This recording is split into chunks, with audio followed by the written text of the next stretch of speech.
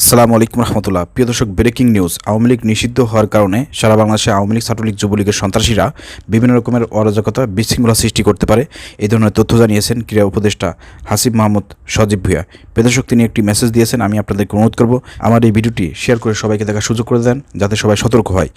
হাসিব মাহমুদ সজীব ভুঁইয়া, ক্রীড়া উপদেষ্টা, তিনি লিখেছেন, বিচারিক প্রক্রিয়ায় চূড়ান্তভাবে নিষিদ্ধ হওয়ায় অধিকতর গ্রহণযোগ্য এবং স্থায়ী বন্দোবস্ত, এবং তা করার জন্য ছাত্র জনতার দাবি অনুযায়ী আইসিটি আইনে যাবতীয় সংশোধন করা হয়েছে।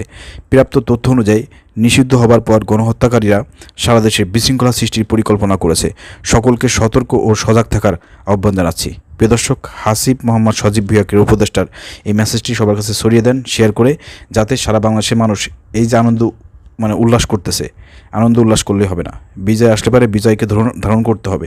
এটা হচ্ছে মূল বিষয়। সবাইকে সতর্ক করুন যে সারা বাংলাদেশে যেখানেই এই ধরনের অরাজকতা সৃষ্টি করবে, বিশৃঙ্খলা সৃষ্টি করবে, তাদেরকে গণধুলাই দিয়ে পুলিশের হাতে সোপর্দ করতে হবে। এবং সারা বাংলাদেশের আইন শৃঙ্খলা বাহিনীকেও বলবো, আপনারা সজাগ দৃষ্টি রাখেন। যারাই মাঠে নামবে, যারাই অরাজকতা সৃষ্টি করবে, বিশৃঙ্খলা সৃষ্টি করবে, তাদেরকে আইনের আওতায় এনে কঠিন শাস্তি প্রদান করবেন। প্রিয় দর্শক, ভিডিও শেয়ার করে দেন। আসসালামু আলাইকুম রহমতুল্লাহ।